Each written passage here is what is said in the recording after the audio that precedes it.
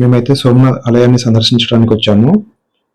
ఈ ఆలయము 12 జ్యోతిర్లింగాల్లో మొట్టమొదటిది. ఇక్కడ దర్శనం చేసుకుంటే పాపాలన్నీ పోయి మానసిక ప్రశాంతత లభిస్తుందని నమ్ముతూ ఉంటారు. ఈ ఆలయాన్ని పూర్వం చాలా మంది ధ్వంసం చేయాలని ట్రై చేశారు. కానీ వాళ్ళు అనుకున్నది అయితే జరగలేదు. సో ఈ ఆలయాన్ని మళ్ళీ తిరిగి నిర్మించారు. ఈ ఆలయం పరిసర ప్రాంతాల్లో చూడవలసిన ప్రదేశాలు అయితే చాలా ఉన్నాయి. ఇక్కడ సోమనాథ్ బీచ్ అనేది చాలా బాగుంటుంది. అలాగే త్రివేణి సంగమము, బల్కా తీర్థ్, గీతా మందిర్, అలాగే ఓల్డ్ సోమనాథ్ టెంపుల్, ఇలా చాలా ఉన్నాయండి ఇక్కడ చూడాల్సిన ప్రదేశాలు. మనం ఇప్పుడు ఈ సోమనాథ్ ఆలయాన్ని ఎలా చేరుకోవాలి అనే విషయాల గురించి మాట్లాడుకుందాము. మనం సోమనాథ్ టూర్ని సపరేట్గా ప్లాన్ చేసుకోవాల్సిన అవసరం లేదు.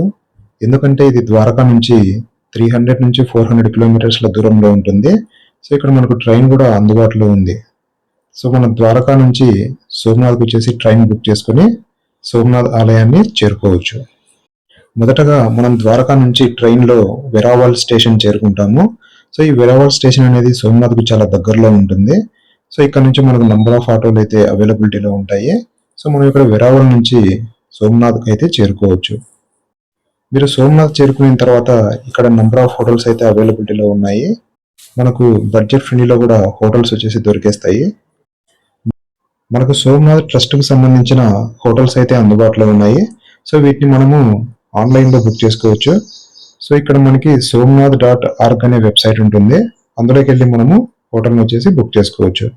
ఇక్కడ లీలా భవన్ అలాగే మహేశ్వరి భవన్ అని చెప్పేసి 2 హోటల్స్ ఉంటాయి. సో వీటిలో మనం ఏది అవైలబిలిటీలో ఉంటే అది బుక్ చేసుకోవచ్చు. వీళ్ళు ఇనిషియల్గా 1000 రూపీస్ అయితే ఛార్జ్ చేస్తారు. సో వన్స్ మనము విజిట్ అయిపోయిన తర్వాత రూమ్ వెకేట్ చేసిన తర్వాత మనకు మళ్ళీ 250 రూపీస్ అయితే వెనక్కి ఇస్తారు. లేదు మీరు ఇంకా ఏదైనా వేరే హోటల్స్ అయితే ట్రై చేసుకోవాలంటే ఇక్కడ నెంబర్ ఆఫ్ హోటల్స్ ఉన్నాయి. సో మీరు వాటిని కూడా ట్రై చేయొచ్చు. ఇవి కూడా మనకు బడ్జెట్ ఫ్రెండ్లీలోనే దొరికేస్తాయి. మనం సోమనాథ్ ఆలయం చేరుకున్న తర్వాత ఇక్కడ మనకు మొబైల్ స్టాండ్ అలాగే చెప్పల్ స్టాండ్స్ అనేవి అవైలబిలిటీలో ఉంటాయి. సో మీరు మీ మొబైల్స్ కానీ చెప్పల్స్ కానీ ఇక్కడ వచ్చేసి స్టోర్ చేసుకోవచ్చు. మనకి సోమనాథ్ ఆలయాన్ని సందర్శించడానికి చాలా తక్కువ సమయం అయితే పడుతుంది. అది మీరు ఆఫ్ సీజన్లో వస్తే మనకు తక్కువ సమయం పడుతుంది. అదే ఆన్ సీజన్లో వచ్చారంటే కొద్దిగా ఎక్కువ సమయం పట్టచ్చు.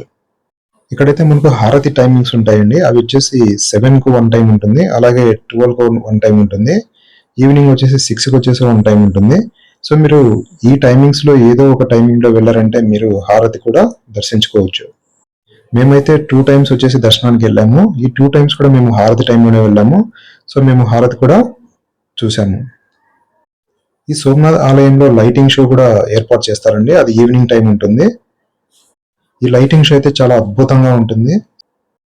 ఇంకొక విషయం ఏంటంటే ఈవినింగ్ టైం వచ్చేసి మనకు సూర్యాస్తమయం సమయంలో సూర్యుడు అస్తమించేటప్పుడు ఆలయం వచ్చేసి వెలిగిపోతూ కనిపిస్తుంది. సో మీరు కంపల్సరీగా ఈవినింగ్ టైం వచ్చేసి ప్లాన్ చేసుకోండి. దగ్గరలోనే మనకు సోమనాథ్ బీచ్ ఉంటుందండి. సో ఈ బీచ్ వచ్చేసి చాలా అందంగా ఉంటుంది. ఇక్కడ మనకు క్యామెల్ రైడింగ్ అలాగే హార్స్ రైడింగ్ అందుబాటులో ఉంటాయి. మనకి ఇంట్రెస్ట్ ఉంటే కూడా మనం క్యామెల్ రైడింగ్ అని హార్స్ రైడింగ్ అని చేయొచ్చు. అలాగే ఇక్కడ కొన్ని ఫాస్ట్ ఫుడ్ సెంటర్స్ అయితే ఉంటాయి. మనం కావాలంటే ఫుడ్ కూడా ట్రై చేయొచ్చు. మనకి సోమనాథ్ ఆలయం వచ్చేసి ఈ బీచ్ వ్యూ నుంచి చాలా అద్భుతంగా కనిపిస్తుంది. సో మీరు కంపల్సరీగా ఈ బీచ్ వ్యూ నుండి కొద్దిగా ముందుకెళ్లారంటే మనకు ఆలయం అనేది చాలా బాగా కనిపిస్తుంది. అలాగే మీరు సముద్రంలోంచి వచ్చే అలలను కూడా చూడొచ్చు. సో ఎర్రనేవి చాలా వేగంగా వచ్చి మనకు ఆ రాళ్ళను వచ్చేసి ఢీకుంటూ ఉంటాయి. సో ఆ సమయంలో మనకు ఆ శబ్దాలు కానీ చాలా అద్భుతంగా ఉంటాయి. సో కంపల్సరీగా మీరు ఈ బీచ్ వ్యూని కూడా ట్రై చేయండి. ఈ సోమనాథ్ పరిసర ప్రాంతాల్లో మనకు చూడాల్సిన ప్రదేశాలు అయితే చాలా ఉన్నాయండి. సో వీటికి మీరు ఒక ఆటో మాట్లాడుకుని ప్లాన్ చేసుకోవచ్చు. సో ఇక్కడ ఆటో వాళ్ళు వచ్చేసి 500 ఛార్జ్ చేస్తున్నారు. మొదటగా ప్రాచీన సోమనాథ్ టెంపుల్ వచ్చేసి సందర్శించుకోండి. సో ఇక్కడ వచ్చేసి మనకు షాపింగ్ చేయడానికి కూడా షాప్స్ ఉంటాయి ఇక్కడ. సో మనం మంచిగా షాపింగ్ కూడా చేసుకోవచ్చు. మనకి ప్రాచీన సోమనాథ్ టెంపుల్ అనేది మెయిన్ టెంపుల్కి వచ్చేసి దగ్గరగానే ఉంటుంది. త్రివేణి సంగమం 3 నదుల కలయికగా ఉంటుంది. ఇక్కడ హిరణి, కపిల, సరస్వతి అనే 3 నదులు కలిసి ఉంటాయి. అందుకే మనకు ఇక్కడ త్రివేణి సంగమం అని పేరు వచ్చింది. ఈ ప్లేస్ వచ్చేసి చాలా అందంగా ఉంటుంది. మనం ఇక్కడ ఫోటోషూట్ కూడా చేసుకోవచ్చు. అలాగే ఇక్కడ చిన్న చిన్న టెంపుల్స్ అనేవి ఉంటాయి. సో ఇక్కడ మనము వాటిని కూడా సందర్శించుకోవచ్చు. అలాగే ఇక్కడ మనకు పావురాలు ఉంటాయి. సో ఆ పావురాలకు వచ్చేసి మనం ఫుడ్ కూడా పెట్టచ్చు.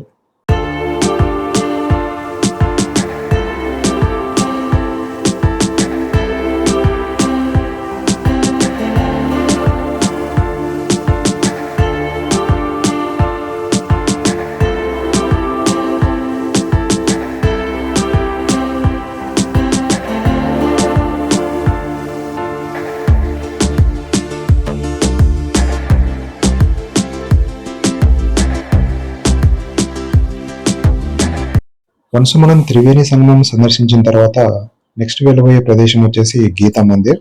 సో ఈ గీతా మందిర్ అనేది కృష్ణుని జ్ఞాపకార్థం వచ్చేసి నిర్మించారు. ఇక్కడ మనకు శ్రీకృష్ణ మందిరం వచ్చేసి అద్భుతంగా ఉంటుంది. సో ఇక్కడ మనకి విష్ణుమూర్తి అవతారాల గురించి గోడలపైన వచ్చేసి మనకు ఆర్ట్ గ్యాలరీ ఉంటుంది. మీరు అది కూడా సందర్శించుకోవచ్చు. మనం ఈ శ్రీకృష్ణ ఆలయాన్ని సందర్శించిన తర్వాత పక్కనే మనకు బలరాం ఆలయం కూడా ఉంటుంది. సో ఇక్కడ బలరాం ఆలయంలో మనకు ఆదిశేష రూపంలో బలరాం వచ్చేసి దర్శనమిస్తాడు. అలాగే మనకు బలరాముని విగ్రహం కూడా ఉంటుంది. అది కూడా మనం సందర్శించుకోవచ్చు. తర్వాత మనకు శివునికి సంబంధించిన 3-4 ఆలయాలు ఉంటాయి. అవి కూడా మనము సందర్శించుకోవచ్చు. తర్వాత ఇక్కడ మనకి గార్డెన్ వ్యూ అనేది ఉంటుంది. సో ఈ గార్డెన్ లో వచ్చేసి అది నది ఒడ్డున ఉంటుంది. సో మనకు ఈ ప్లేస్ వచ్చేసి చాలా అద్భుతంగా ఉంటుంది. మనం ఇక్కడ ఫోటోషూట్ అయితే ప్లాన్ చేసుకోవచ్చు.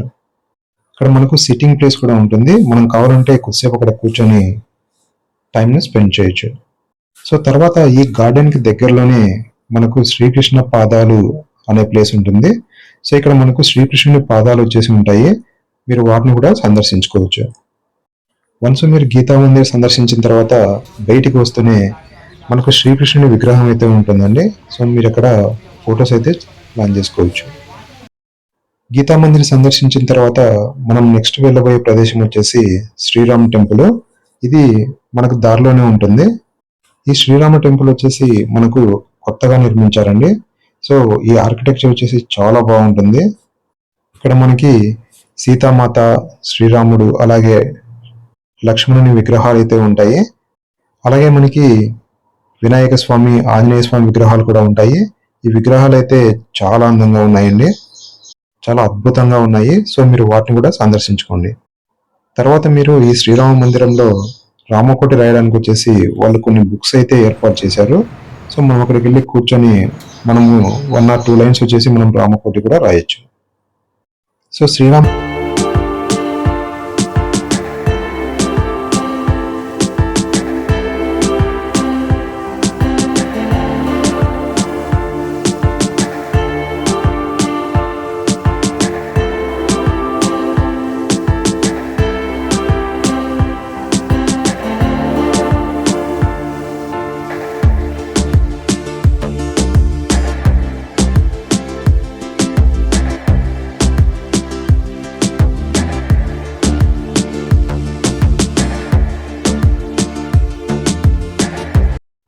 మందిరాన్ని సందర్శించిన తర్వాత మనం నెక్స్ట్ వెళ్ళబోయే ప్రదేశం వచ్చేసి బిడ్ బంజన్ మహాదేవ్.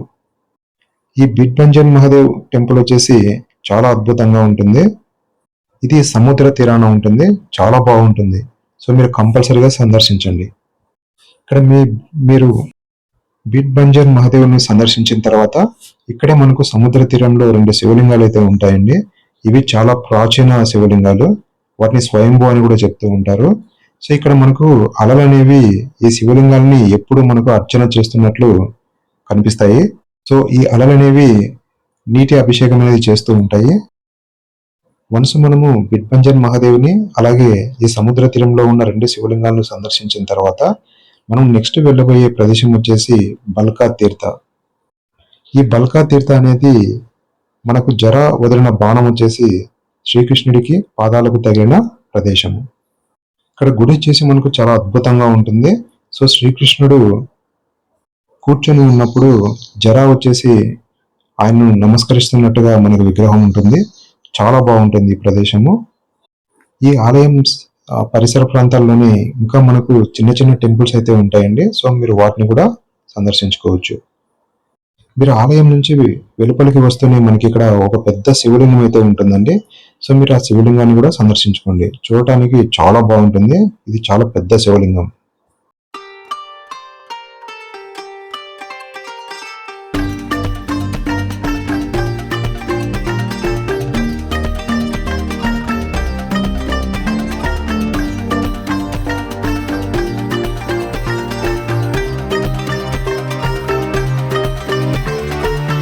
తర్వాత మనము సందర్శించబోయే ప్రదేశం వచ్చేసి శారదా పీఠము. సో దీనిని జగద్గురు ఆదిశంకరాచార్యులు వచ్చేసి ప్రతిష్ఠించారని చెప్తూ ఉంటారు. సో ఇక్కడే మనకు కామనాథ్ మహాదేవ్ ఆలయం కూడా ఉంటుంది.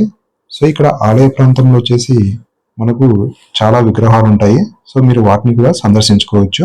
మనకి ఆలయంలో 12 జ్యోతిర్లింగాలను ఒకే చోట శివలింగాలు ప్రతిష్ఠించారండి. సో మీరు వీటిని కూడా సందర్శించుకోవచ్చు.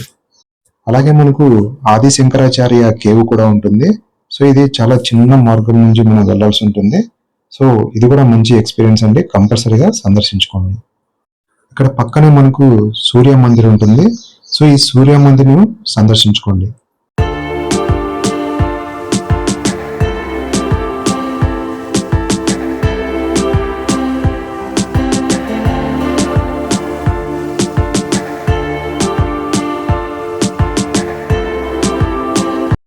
మన ఛానల్ని సబ్స్క్రైబ్ చేసుకోండి.